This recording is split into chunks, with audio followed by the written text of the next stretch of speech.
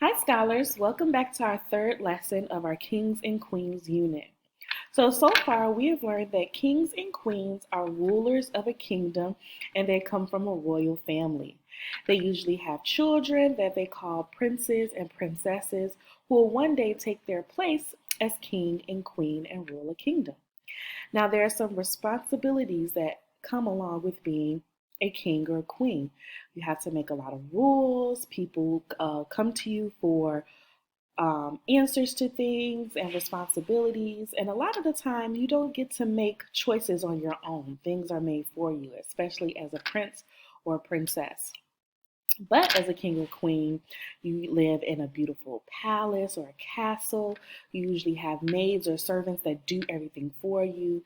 You get to wear crowns and jewels and fancy clothes. So you usually have the best of everything when you are a king or queen. So today we're going to read a different kind of story, which is called a fiction story. So fiction means that it's false, it's not real. But it's about a king, and I want you to listen to see what silly choices he made. So this story is called King Midas and the Golden Touch. Once upon a time, there lived a very rich king whose name was Midas. Although King Midas lived long ago, he was very much like some people today. He was fond of gold. He loved gold more than anything in the world. When he gazed at the gold-colored clouds on a beautiful sunset, he would wish that the clouds were real gold. If King Midas loved anything as much or more than he loved gold, it was his little daughter, who was named Marigold. When Marigold would run to meet him with a bunch of buttercups, King Midas would say, "Dear child, if these flowers were as golden as they look, then they would be worth picking."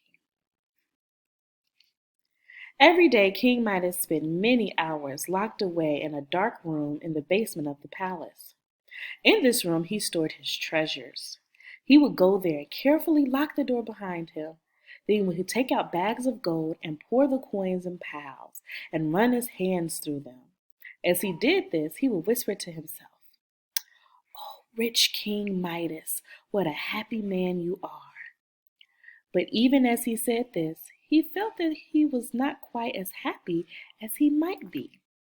For no matter how much he had, he always wanted more.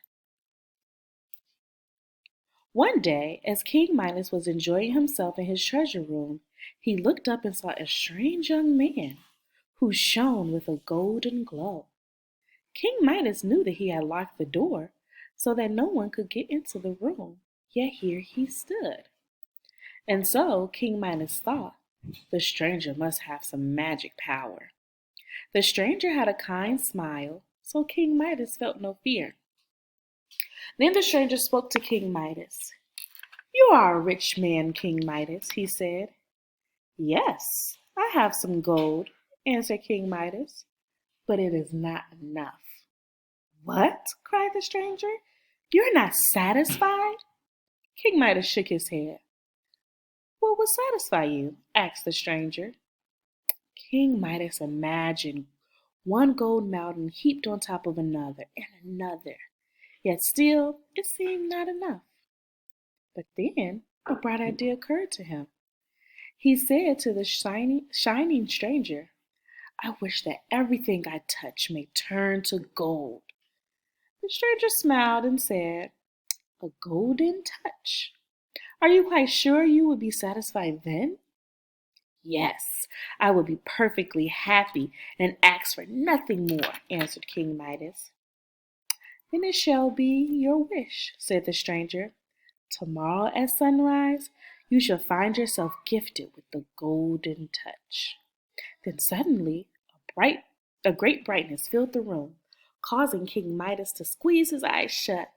And when he opened them, the stranger was gone. The next morning, when the sun had hardly peeped into his room, King Midas jumped out of bed. He touched a chair. It turned to gold. He touched the bed and a table, and they were changed to solid gold. He rushed to put on his shoes, and they turned to gold in his hands. In great excitement, he opened the door and ran outside to the garden. He saw many roses in full bloom. He went from bush to bush and touched each one until every flower, every leaf, and every bud was changed to gold. Now King Midas was hungry, so he returned to the palace for his breakfast. He lifted his cup of coffee and sipped it, but the instant the liquid touched his lips, it turned to gold. He tried to take a bite of a boiled egg, but it too turned to gold. I don't quite see how I'm going to get any breakfast, said King Midas. Just then, King Midas heard someone crying. He turned to see Marigold enter the room, crying as if her heart would break. In her hand she held one of the roses that her father had changed to gold. Why, my little lady, said King Midas, what is there in this beautiful golden rose to make you cry? Dear father, Marigold answered, it's not beautiful. It is the ugliest flower that ever grew. As soon as I get dressed this morning, I ran to the garden to gather roses for you. What do you think has happened? All the beautiful, sweet-smelling roses have been spoiled. My dear little girl, said King Midas, who hated to see his daughter sad. Please don't cry. Then he bent down and kissed his child. My precious Marigold, he said, but Marigold did not answer.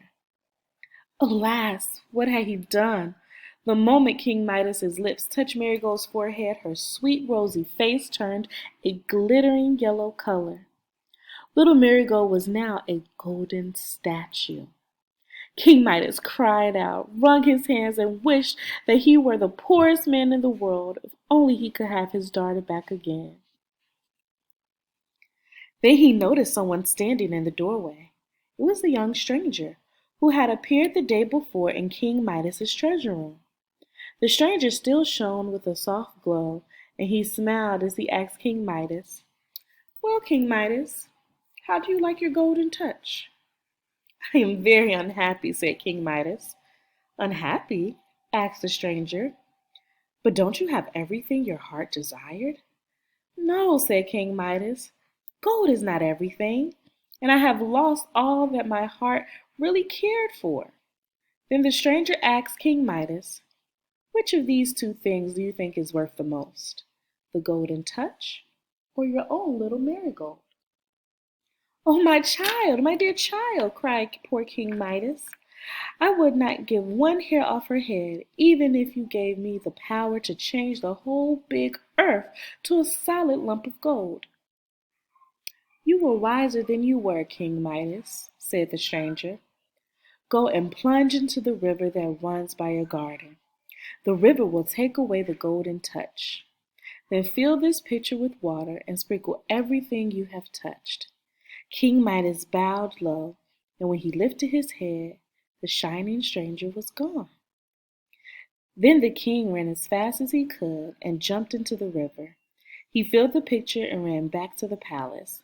The first thing he did was to sprinkle handfuls of water over the golden figure of little Marigold. The rosy color came back to her cheeks. She looked in surprise at her father, who was still throwing water on her. Father, please stop, she cried. See how you've soaked my dress? King Midas took Marigold in his arms and kissed her. Now I am truly happy, he said. My dear child, you mean more to me than all the gold in the world. So friends, here are our comprehension questions at the end of our story. Who are the three important characters of this story? What did King Midas have a lot of but wanted more? What wish did the stranger grant King Midas? What were some things that King Midas turned into gold?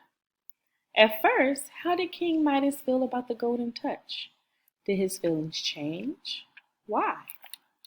Do you think that King Midas made a wise or foolish choice in telling the stranger he wanted the golden touch? Why?